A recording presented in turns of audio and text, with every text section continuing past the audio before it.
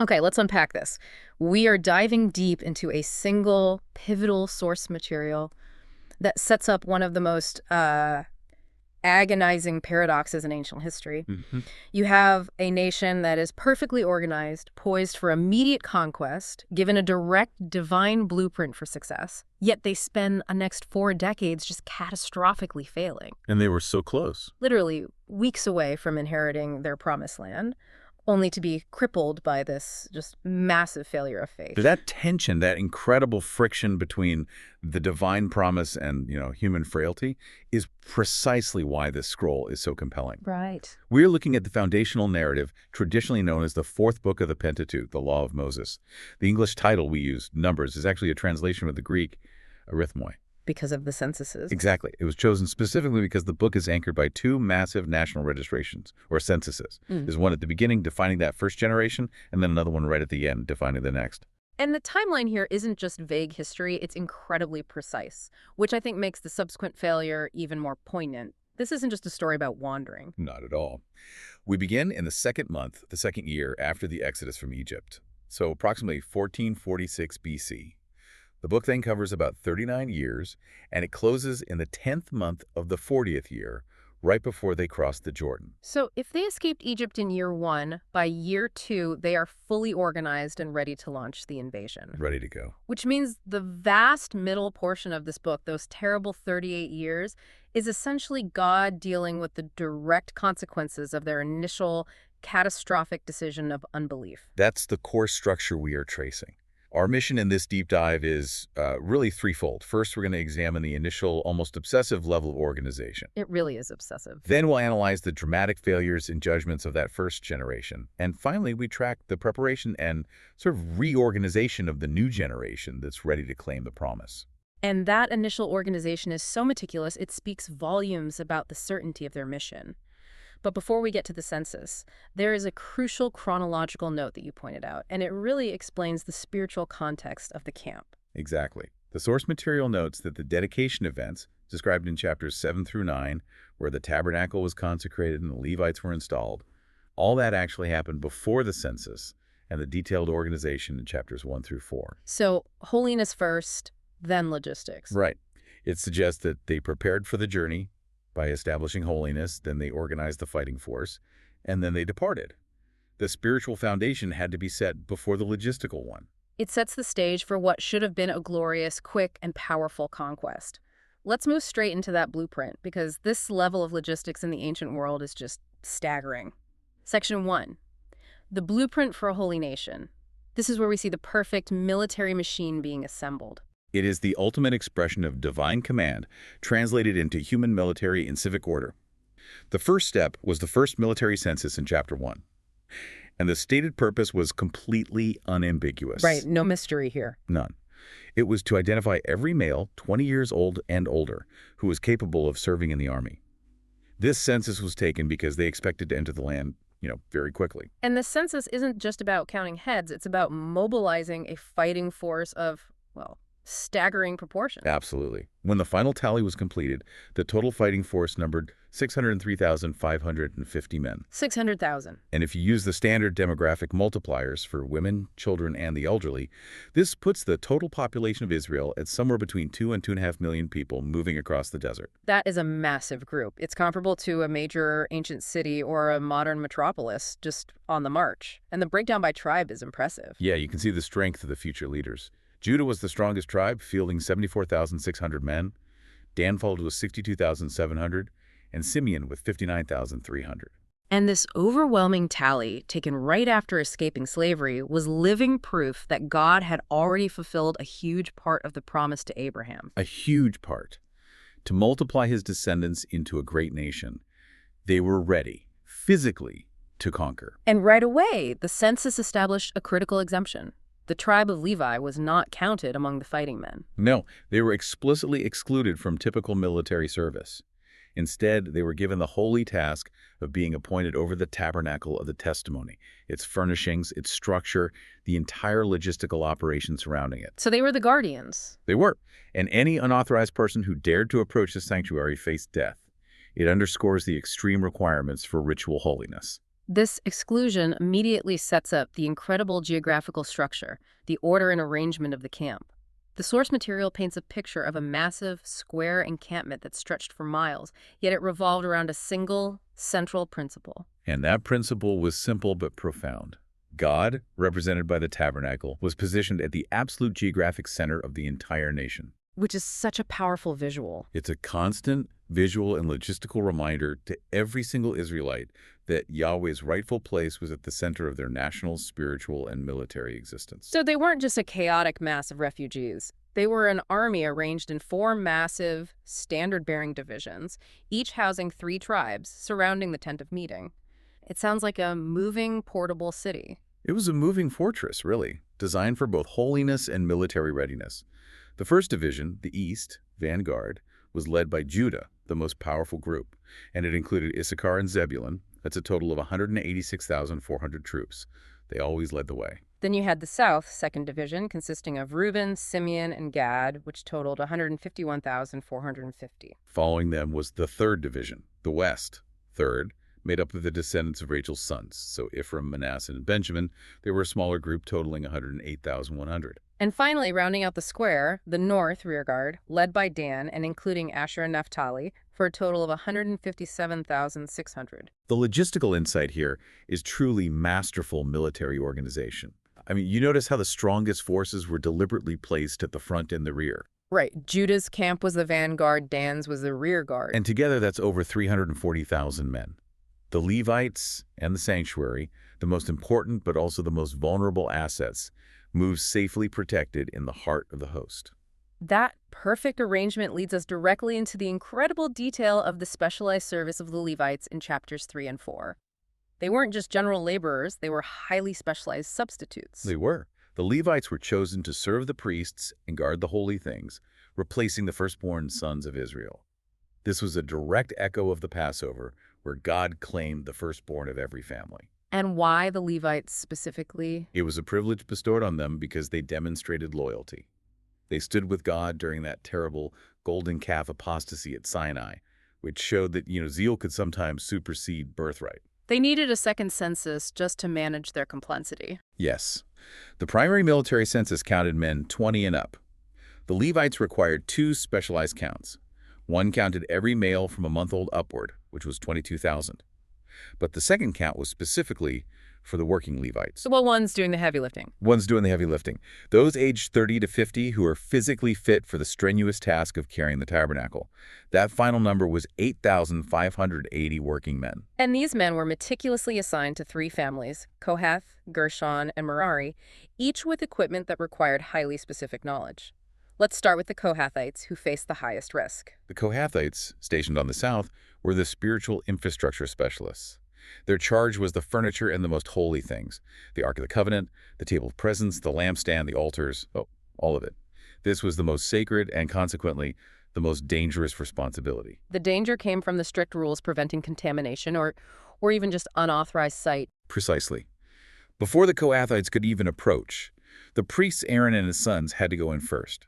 They had to dismantle the screening curtain and cover these sacred items with multiple specific layers of cloth blue, scarlet, purple, and durable leather. And the rule was absolute. Absolutely absolute. The Kohathites were forbidden from touching or even looking at the holy things uncovered, under penalty of instant death. It was a rule designed to reinforce the absolute, consuming holiness of God. So they were the designated carriers of the most holy relics, but they were not allowed the privilege of seeing them in operation or even uncovered. That's a powerful statement about mediation. It is. Then you have the Gershonites, stationed on the west side. They handled what we might analogize as the software, all the soft coverings. The curtains and hangings? Yes, specifically the tabernacle curtains, the coverings, the tent itself, and the extensive courtyard hangings, plus all the associated ropes. Their work was enormous, because the materials were vast and heavy. Their total working force was 2,630 men. And finally, the Merarites, camping on the north side, handled the hardware, the structure itself. They managed the heavy physical elements, the durable frames, the wooden crossbars, the posts, and the heavy silver sockets that formed the foundation of the tabernacle structure. They were the smallest group, with 3,200 working men, but their loads were the bulkiest and heaviest. They were the engineers and movers. And the logistical differentiation here is immediately confirmed when we look at the logistical support provided when the tabernacle was dedicated in chapter 7. The leaders of Israel offered 6 covered carts and 12 oxen.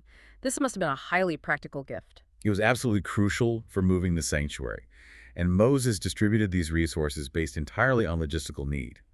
The Merarites, handling the massive, heavy frames and posts, received the most assistance, 4 carts and 8 oxen. And the Gershonites. They were dealing with the large but less dense curtains and coverings, so they received 2 carts and 4 oxen. And here's the fascinating detail that reinforces the Kohathites' unique status. They received 0 carts, 0 oxen.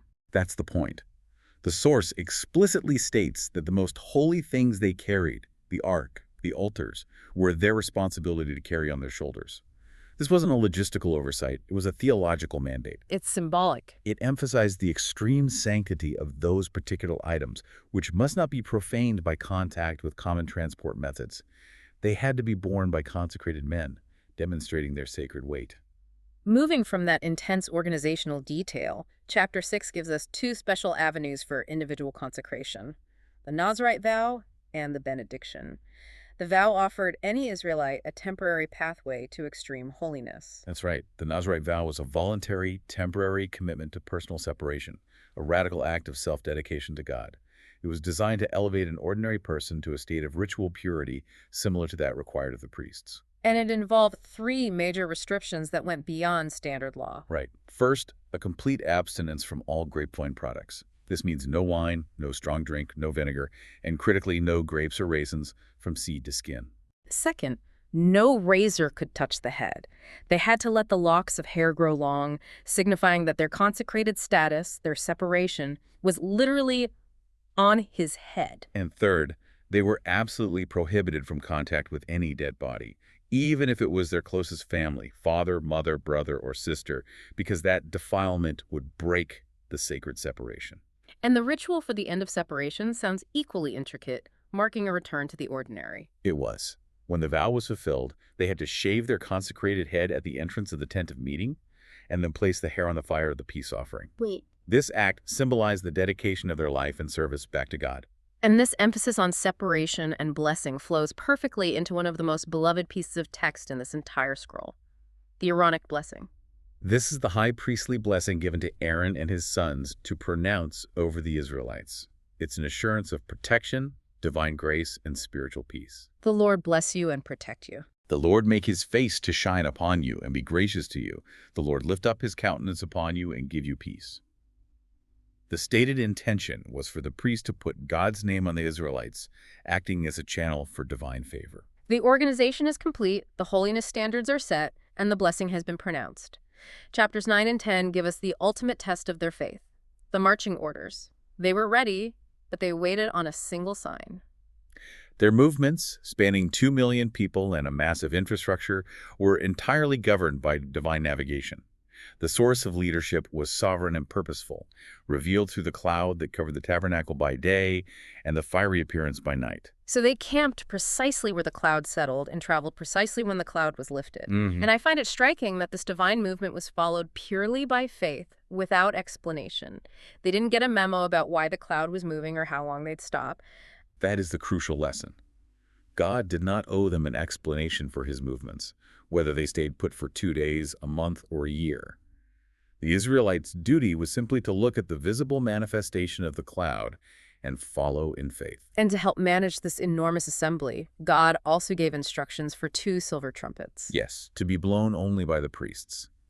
These trumpets served as the primary command and communication system for a moving army of 2 million people. We were multi-purpose then. Very. Yeah. A general blast assembled the whole community, a single blast assembled the leaders. An alarm sound was used both to signal God's movements for the different camps to set out east first, then south, and to sound the alarm for war. They were essentially the operational heartbeat of the entire camp. So on the 20th day of the 2nd month in the 2nd year, the massive, perfectly coordinated nation finally departs the Sinai wilderness toward the Promised Land. This moment should have been the high point, leading to immediate victory. It was the spiritual high watermark of the entire book. The entire order was observed. Judah, the vanguard, set out first, followed by the Gershonites and Merarites carrying the heavy infrastructure. Then Reuben, then the Kohathites, with the holy items on their shoulders. And finally, Dan's camp bringing up the rear. Maximum expectation, maximum organization. Which makes the very next section such a spectacular, tragic, and agonizing letdown. Let's transition now, because the narrative immediately shifts from perfect order to chronic dissatisfaction.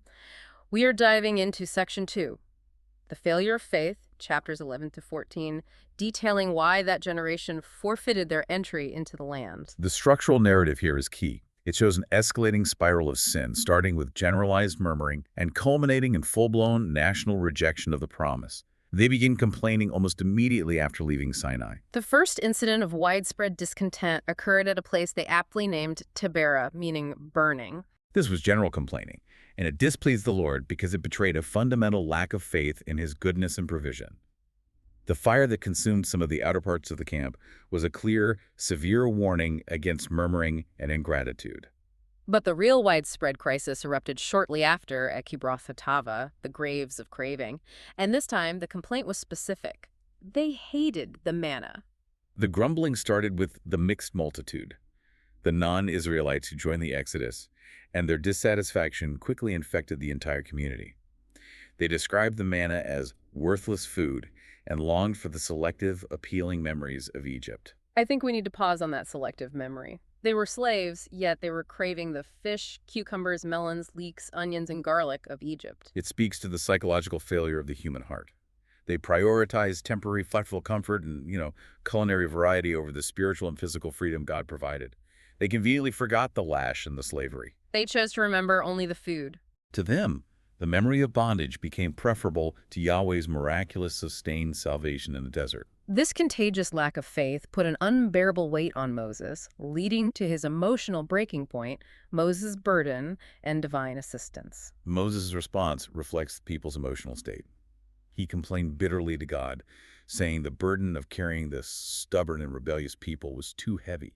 He felt afflicted and asked God to kill him, rather than force him to endure this impossible duty alone. It was a failure of resilience mirrored by the people's lack of faith. It was, and God's response was immediate, commissioning 70 elders to share the weight of leadership. Right. God took the spirit that was on Moses and put it on those 70 men, and they prophesied not as an ongoing ministry, but as a singular event to visibly authenticate their shared leadership to the people. Meanwhile, God addressed the people's craving for meat with the devastating quail judgment. God promised to satisfy their craving for meat for an entire month, until it literally comes out your nostrils and makes you sick, because they had despised the Lord who was living among them. And the provision was just overwhelming. A wind blew an enormous mass of quail from the sea, dropping them around the camp, piled up about 3 feet high on the ground. The people's greed was astonishing. They stayed up all day and all night gathering. The source says the one who gathered the least gathered 10 homers. That's a huge amount. An immense, unsustainable quantity. But while the meat was still being chewed, the anger of the Lord burned, and a great plague struck them, resulting in mass death. The place name, Kibroth-Hattaavah, serves as a permanent disciplinary monument to the consequences of craving God's gifts more than God himself. And the pattern continued with the second major challenge, the challenge to leadership, presented by Miriam and Aaron in the very next chapter. Their complaint had a transparent surface issue and a deeply serious constitutional issue. The surface criticism centered on Moses' marriage to a Cushite woman who's often identified as Ethiopian or dark-skinned. But that wasn't the real issue. No, the deeper, more dangerous challenge was aimed directly at Moses' unique authority. Has the Lord spoken only through Moses? Has he not also spoken through us? They wanted equal prophetic standing. God immediately called all three to the tent of meeting to settle the matter. And God affirmed Moses' unique status in the most powerful way possible.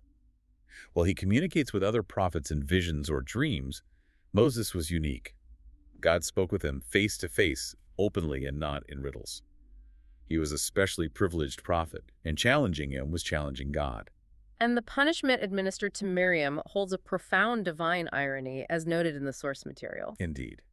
Miriam, who had criticized Moses' marriage based, at least in part, on the skin color of his wife, was immediately punished with leprosy, turning her skin white like snow. Which is widely interpreted as a direct response to her prejudice. Exactly. Moses himself had to intercede for her, and she was excluded from the camp for 7 days, halting the entire nation's journey. a profound vindication of Moses' divinely given leadership. These three preliminary failures, Taberah, Kibroth Hattaavah, and Hazeroth, all served as massive, escalating warnings. But they lead inexorably to the climax, the great sin of unbelief at Kadesh in chapters 13 and 14, which sealed the fate of the first generation. They arrive at Kadesh, located right on the doorstep of Canaan. God commanded Moses to send out 12 leaders, one from each ancestral tribe, for a 40-day reconnaissance mission. This is where we get the insight into the source of victory. Moses renames Hoshea, he saves, to Joshua, the Lord saves. The instructions were practical. Check the quality of the land, the strength of the people, the state of the cities, the fertility of the soil. They were essentially told, be brave and bring back proof. After 40 days, they returned with a report. And the first part was incredibly positive. They confirmed the Abrahamic promise. The land was exceedingly good, literally flowing with milk and honey. And they brought proof, that famous cluster of grapes. A cluster of grapes from the valley of Eshcol, so heavy it had to be carried on a staff between two men. The promise was true. But the 10 unfaithful spies focused entirely on the insurmountable obstacles. That's the psychological pivot. They reported that the inhabitants were strong, the cities were fortified and huge, and critically, they saw the Anakites, whom they described using the highly fear-provoking term Nephilim. This word implies superhuman giants or tyrants. So their conclusion was a purely human calculation. Purely human. We are not able to go up against these people because they are stronger than we are. And that self-inflicted inferiority complex is crystallized in their haunting statement. We seemed like grasshoppers, both to ourselves and to them. That fear spread like wildfire, infecting the entire people's response. They spent the night weeping, murmuring against Moses and Aaron, and proposed a full-scale, total rebellion, appointing a new leader to guide them back to Egypt. And the source identifies this as the 10th time the Israelites had tested God since leaving Egypt. Right. It was the final straw. Joshua and Caleb, the faithful few, tore their garments in despair and fury. They insisted, "Do not fear them. The Lord is with us. They are bread for us." But the community, driven by panic, rejected even this and threatened to stone them. At that moment, God intervened. The glory of the Lord appeared, preventing the stoning, and God threatened to instantly destroy the entire nation and start over with Moses. This forced Moses into one of his greatest acts of mediation. He didn't appeal to the people's worthiness. He appealed to God's self-interest, specifically his reputation among the surrounding nations. This was a brilliant rhetorical move. Moses argued that if God destroyed them now, the surrounding nations would say God was not able to bring this people into the land that he swore to them. Moses appealed to God's nature, slow to anger, abundant in loyal love, and forgiving iniquity. He essentially argued that God's reputation for faithfulness was on the line. God accepted the intercession, but pronounced the severe judgment and the intercession. The pardon was conditional. The sentence was unchangeable. They would wander for 40 years, a proportional punishment, 1 year for each of the 40 days the spies were in the land. Everyone 20 years old and upward who had murmured and refused to enter would die in the wilderness. Except Caleb and Joshua. Only Caleb and Joshua were spared because they had a different spirit and followed God wholeheartedly. And the instigators faced immediate retribution. Yes. The 10 unfaithful spies died almost immediately by a plague sent directly from God. This established a critical precedent. The adults who rejected Canaan would die, but their children, whom they had feared would become victims of war, would be preserved and brought into the land they had despised. And even after this clear, graphic judgment, the people demonstrated staggering arrogance in a final act of presumption. They refused to accept God's discipline. The next morning, they tried to take the land on their own terms, convinced they could rectify their mistake through military strength. Moses warned them explicitly, "The Lord is not among you, and you will be defeated." But they went anyway. They went anyway, without the Ark of Moses, and were soundly routed by the Amalekites and Canaanites at Hormah, the very place they should have conquered. The lesson was delivered in blood. Success was never about military might. It was about obedient trust in God. That brings us to Section 3, Divine Justice and Continuity, chapters 15 to 19. It's remarkable that immediately after condemning an entire generation to death, God provides laws designed for life in the land. It's a profound statement that the covenant is unstoppable. It's the ultimate reassurance of continuity. God's promise is stronger than human sin. The first set of laws details the crucial distinction between sin committed unintentionally, which could be covered by sin offerings, and sin committed with open defiance. Defiant sin was treated as an outright insult to the Lord and resulted in the offender being cut off from among his people. And we get a horrifying example to clarify exactly what cut off meant, the case of the man gathering wood on the Sabbath. This man deliberately violated the Sabbath. Since there was no specific instruction on the penalty for this precise act, Moses inquired of God. And the command? The command returned was absolute. The man must be put to death by stoning outside the camp. This act clarified that deliberate, defiant violation of a fundamental law was punishable by death. It was a rejection of the covenant itself. To help them avoid such intentional sin, God introduced a constant visual aid. Tassels. Zizit. This was a command for every Israelite to weave tassels with a blue thread on the corners of their garments. The blue thread symbolized holiness and nobility, reminding them of their sacred calling. So it was a practical memory tool. Exactly. The tassel's purpose was to serve as a constant visual trigger. Look, remember all the commandments of the Lord and obey them, preventing them from following their own heart and eyes into unfaithfulness. This focus on holiness leads directly into the next existential crisis, which was a political, constitutional, and spiritual challenge to the Aaronic priesthood. The great priestly rebellion led by Korah. Korah, who was a Levite from Moses' own Kohathite branch, allied with the Reubenites Dathan and Abiram, plus 250 respected leaders. Their argument was seditious. Since the whole community was holy, Moses and Aaron were taking too much for themselves. They demanded the priesthood, accusing Moses and Aaron of personal ambition. So it wasn't just about religious office, it was about power structure. Moses correctly identified the core motivation as dissatisfaction with the highly privileged position God had already given the Levites' ministry and service demanding supreme power instead. Moses refuted Korah by staging a direct test involving offering incense. This was the most holy responsibility, bringing the priests closest to the divine presence. The resulting catastrophe happened in two shocking stages. First, the earth opened its mouth and literally swallowed Korah, Dathan, Abiram, their households, and all their goods alive, sending them down to the grave or Sheol. A public, graphic demonstration of God's sovereignty over the land. And the second stage involved the 250 men who challenged the priesthood. Fire consumed the 250 leaders who offered the unauthorized incense, demonstrating that rebellion against God's chosen leaders and structure was treated as rebellion against God himself. The censers they used, these instruments of rebellion, were then commanded to be flattened and hammered into a bronze covering for the altar, serving as perpetual warning. This graphic judgment should have ended the matter, but the very next day, the community still murmured in continuing unbelief. They accused Moses and Aaron of killing the Lord's people, showing they had learned nothing. They viewed the judgment as mere murder rather than divine justice. God responded instantly by sending a plague, which began to kill the people wholesale. And here we see Aaron, the legitimate high priest, stepping into the role of atonement in a moment of extreme danger. Moses commanded Aaron to immediately take his censer, put burning coals and incense symbolizing prayer and intercession in it, and run into the assembly. Aaron stood literally between the dead and the living, stopping the plague through his mediatorial act. But not before thousands died. Only after 14,700 people had died. It was a terrifying cost to affirm the sanctity of the priesthood. To put an absolute, definitive end to the challenge against the Aaronic line, God commissioned the miracle of vindication by miracle. The leaders of the 12 tribes submitted their staffs, their symbols of tribal authority, to be placed before the testimony. Aaron's staff, representing the house of Levi, was placed among them. The next morning, Aaron's staff had miraculously sprouted, budded, produced blossoms, and yielded ripe almonds. That's 4 stages of life and growth accomplished in one night.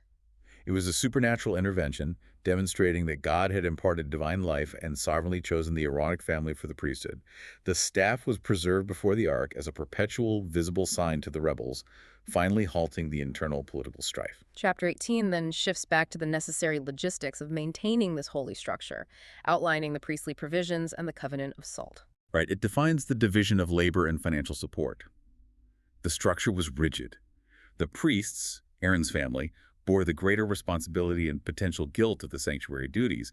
The Levites were their assistants.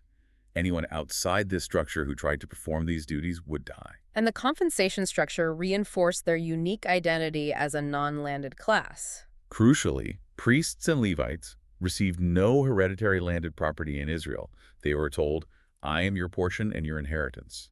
This separated them economically from the rest of the nation, tying their sustenance directly to the divine economy. So how were they supported? Levites received all the tithes in Israel for their service, and in turn, the Levites were required to give a tenth of that tithe, specifically the best part, to the priests. And this provision was termed a covenant of salt. That sounds very specific.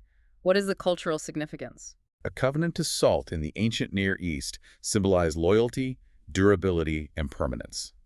Salt was essential for preservation. By making the Levites' provision a covenant of salt, God was declaring that their compensation structure was as stable and permanent as the covenant itself. Chapter 19 then addresses the inevitable spiritual problem resulting from the death sentence placed on the first generation, the red heifer purification. With an entire generation condemned to die over 38 years, corpses would accumulate in the wilderness. Since death was the consequence of sin, contact with a corpse meant severe ritual uncleanness. God gave this law to maintain ritual purity, lest the camp defile the presence of the tabernacle in their midst. And what was the ritual required to produce this purification water? A red heifer, without blemish and never having carried a yoke, was specifically designated as a sin offering. It was slaughtered outside the camp and burned completely. The ashes were then gathered by a clean man and mixed with fresh running water to create the water of purification. And the application was mandatory for anyone contaminated by a corpse, grave, or bone. Contact resulted in 7 days of uncleanness. The purification ritual required sprinkling on the third day and the seventh day. Refusing this purification meant defiling the tabernacle and being cut off from Israel. It was all about ensuring the nation remained holy. As the 40 years draw to a close, the focus shifts to the final preparation. But before entry, we encounter the single, most heartbreaking personal tragedy of the narrative: Moses' fatal error at Meribah in chapter 20. This happens in the first month of the 40th year, 37 years after the Kadesh failure. The Israelites return to Kadesh, and immediately the people contentiously demand water from Moses and Aaron again. It is the familiar complaint repeated nearly 4 decades later. What makes this situation tragic is the difference in God's command versus Moses' subsequent action. The command from God was simple and focused on exhibiting divine power. Take the staff, assemble the community, and speak to the rock to bring forth water. Just speak to it. Just speak. Moses, however, was emotionally drained, angry, and perhaps cynical after 40 years of dealing with this rebellion. He called the people rebels, lost his temper, and shouted, "Must we bring water out of this rock for you?" He then raised his hand and struck the rock twice with his staff. Water came out abundantly, but the simple act of striking rather than speaking became Moses' unforgivable sin. What was the root of that failure? It was unbelief and disobedience born of anger. God had told him to speak. Moses chose to strike. The core failure was twofold. First, he acted rashly and failed to trust that simple obedience was sufficient. Second, and most critically, he took credit for the miracle. Must we bring water? He impeded the manifestation of God's holiness. He did. He made the miracle appear to flow from Moses' frustration or power, not God's gentle speaking command. That is such a profound tragedy. After all those years of flawless, patient service, one act of anger, one moment of forgetting whose power it was, cost him everything. It speaks volumes about the standard expected of spiritual leaders. The consequence was immediate and harsh. Moses and Aaron are prohibited from bringing the community into the Promised Land. Shortly after, Aaron died on Mount Hor at 123 years old, passing the high priestly mantle to his son, Eleazar. Despite the loss of their primary leaders, the new generation was moving forward, experiencing a huge morale boost with a serpent and 2 victories. The first victory occurred at Hormah, where they defeated the Canaanites of Arad. This was the exact site where they had been soundly defeated 38 years prior during their act of presumption. The victory boosted confidence and was attributed entirely to their vow to obey God completely. A stark contrast to the first generation. A stark contrast. But even the new generation quickly fell into the familiar pattern of complaining while bypassing Edom. The worthless food again. Again, this ingratitude was met with judgment. God sent venomous or fiery snakes. Many people died. Moses prayed for them, and God commanded him to craft a bronze snake and set it on a pole. Those bitten who looked upon the bronze snake were healed and lived. This required a simple, singular act of faith to draw away the curse. Yes, it was a powerful sign. But what's crucial to remember about this bronze serpent is the human tendency to corrupt divine provision. Centuries later, King Hezekiah had to destroy this very image because the Israelites had started venerating it as an idol. Following this, the Israelites secured a huge tactical advantage with the successful Transjordan conquest. Israel decisively defeated Sihon, king of the Amorites, and Og, king of Bashan. This conquest secured all the land east of the Jordan River, extending north to Mount Hermon. Critically, they successfully avoided attacking their relatives, Edom, Moab, or Ammon, by God's specific command, demonstrating the importance of strategic obedience. Their military success drew the nervous attention of their neighbor, Balak, leading to one of the most unique and strange narratives in the entire text, the prophecies of Balaam. Balak, the powerful king of Moab, feared Israel so much that he allied with the Midianites and hired the pagan diviner Balaam from the Euphrates, believing Balaam had the power to curse any nation he chose. But God immediately intervened to ensure that Balaam could only speak blessing, even using an animal to confront Balaam's greed and blindness. Balaam was eager for the reward. The story of the talking donkey is fantastic. Yeah. The donkey saw the angel of the Lord standing with a drawn sword, preventing Balaam from proceeding. Yet Balaam, blinded by his greed, could not see the angel. Until God opened his eyes. Yes, after the donkey spoke. It proved Balaam was a blind seer, who was intellectually and spiritually inferior to his own animal. Despite Balak's 3 attempts, moving Balaam to different locations seeking a more favorable omen, Balaam could only pronounce blessings. Over and over again affirming the Abrahamic covenant. The oracles are phenomenal theological declarations. The first affirmed the seed promise and Israel's spiritual isolation. The second affirmed God's unchangeable faithfulness. The third used beautiful imagery of well-watered abundance. And the fourth was powerfully messianic. The final oracle foretold the rise of a messianic king, proclaiming that a star will march forth out of Jacob, and a scepter will rise out of Israel, who would crush Moab and possess Edom. This has a dual fulfillment, an immediate reference to King David, but its ultimate reference points to the messianic ruler of Israel. And the climax of all this was the repetition of the Abrahamic promise. Blessed is the one who blesses you, and cursed is the one who curses you. Balak sent Balaam away without reward. But the narrative later reveals that Balaam had a plan B for treachery, which led to the absolute worst spiritual crisis in the book, the apostasy at Peor. Yes. Failing to curse Israel directly, Balaam advised the Moabites and Midianites to seduce them. Israel committed sexual immorality and idolatry with the Moabite women, joining themselves to Baal of Peor, which was a fertility cult likely involving cultic prostitution. This drew immediate divine wrath, a plague that killed 24,000 people. The situation escalated to an act of brazen public contempt when Zimri, a Simeonite leader, brought a Midianite woman, Cosbi, openly into the camp. This was the peak of the defiance. And we see Phinehas' zeal, Aaron's grandson, in a sudden righteous fury. Phinehas drove a spear through both the Israelite man and the Midianite woman. This act was seen as symbolically performing God's judgment, and it instantly stopped the plague. Because of his zeal, Phinehas received a tremendous reward. Phinehas received a covenant of a permanent priesthood for his descendants. This is a profound moment.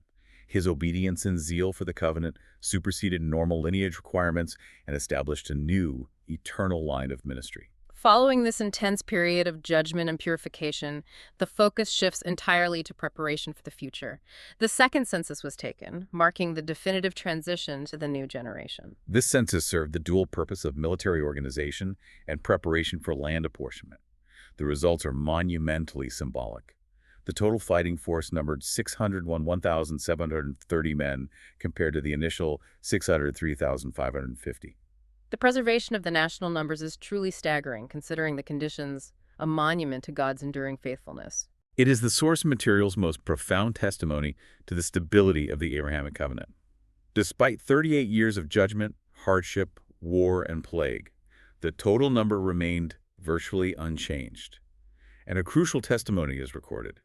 Of the 603,550 men counted in the first census who were 20 and up, not one remained except Joshua and Caleb. The promise was secured by God, but the inheritors changed completely.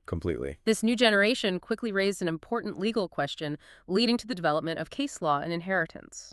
Zelophehad's 5 daughters came forward. Their father had died without sons, and they faced the prospect of their family name and property being lost from their tribe. They asked Moses, "Why should the name of our father be lost?" This was an unforeseen situation requiring new jurisprudence. Moses brought their case directly before the Lord. God affirmed their claim, decreeing that daughters could indeed inherit their father's property if there were no sons. This demonstrated the development of case law based on God's direction, setting a positive precedent for women's rights. With Moses barred from entering the land, the new generation required a new type of leadership, which brings us to Joshua's commission. Moses was instructed to commission Joshua, a man in whom is the Spirit, by laying hands on him and delegating authority. This was a formal transfer of power. However, Joshua's style of leadership was fundamentally different from Moses' unique face-to-face communication. How exactly did that shift the nature of the leadership? Joshua would receive future divine guidance, not directly, but through Eleazar the priest, who would obtain counsel using the Urim. This shift fundamentally changed the nature of leadership, from direct, unmediated communication to a system relying on priestly mediation. It underscores the uniqueness of the Mosaic era. The logistics continue with the final territorial decisions regarding the Transjordan settlement. The tribes of Reuben, Gad, and half of Manasseh saw the excellent pasture lands they had conquered east of the Jordan and requested permission to settle there immediately, as it was ideal for their massive herds of cattle. Moses immediately warned them against repeating the Kadesh failure, cautioning them not to discourage the rest of the tribes. They negotiated a binding compromise. The 2.5 tribes agreed to build their folds and cities, but every able-bodied man would arm himself and fight ahead of the other tribes, remaining in armed readiness until the land west of the Jordan was subdued. Only then could they return. The final organizational details covered the division of the land and the location of the spiritual infrastructure, borders and cities of refuge. God defined the precise borders of the land to be conquered. Then, a highly strategic decision. 48 Levitical cities, 4 per tribe, were assigned for the Levites to dwell. This ensured that the teachers and counselors of the law would be geographically distributed throughout the entire nation. And 6 of those cities were highly specialized legal safe zones. 6 were designated as cities of refuge. These offered immediate protection to the unintentional manslayer from the avenger of blood. The manslayer could live there safely until a specific legal event occurred, the death of the acting high priest. After that, he was free to return home. That brings us to the end of this journey through the source material. It's truly a masterclass in tension. The perfect military and spiritual organization that was built, juxtaposed with the chronic, catastrophic human rebellion that led to the death of an entire generation. That tension is the central, unavoidable takeaway. The initial organization, the census, the camp structure, the priesthood, demonstrated God's power and commitment. But the story of the middle 38 years shows that human frailty, manifested as unbelief and ingratitude, led directly to the postponement of the promised blessing and the death of every single adult who participated in that first census, save 2. The contrast is everything. We saw the destructive power of unbelief at Kadesh, and we saw the tenacious, positive, future-focused faith of figures like Joshua, Caleb, and the persistent daughters of Zelophehad. Those daughters, Zelophehad's daughters, exemplified the perfect counter-narrative to the first generation. They clung tenaciously to the Lord, looking toward the promise, seeking the inheritance even when the legal framework didn't exist for them. Their forward-looking faith created a positive precedent for the entire nation. So, after diving deep into the organization, the collapse, and the preparation for the second chance, what does this whole story mean for you, the listener, today? The source material uses the tragic end of the first generation as a profound warning. Simply having the promise and possessing the blueprint for success are not enough. If we fail to trust wholeheartedly, it leads only to frustration and missed blessings, as Moses himself learned at Meribah. Success depends on moment-by-moment, obedient trust in God, not in superior military strategy or self-reliance. And here is a final provocative thought for you to carry forward, building on the incredible consistency we've observed in the numbers. We noted that the preservation of Israel's massive fighting force, going from 603,550 men in the first census to 601,730 in the second, was a monument to God's enduring faithfulness. Despite divine judgment, war, and plague, God preserved the number of the promised seed. If the power of God can preserve a rebellious nation under those harshest of conditions over 40 years of discipline, what does that imply about the power available to those who actively choose trust and obedience, rather than rebellion and murmuring? The question for you is, are the giants in your way, the things that discourage you, the threats that overwhelm you, overshadowing your view of God? Or is your view of God so immense that it completely overshadows the giants, just as Caleb and Joshua insisted they should? Think on that as you move forward.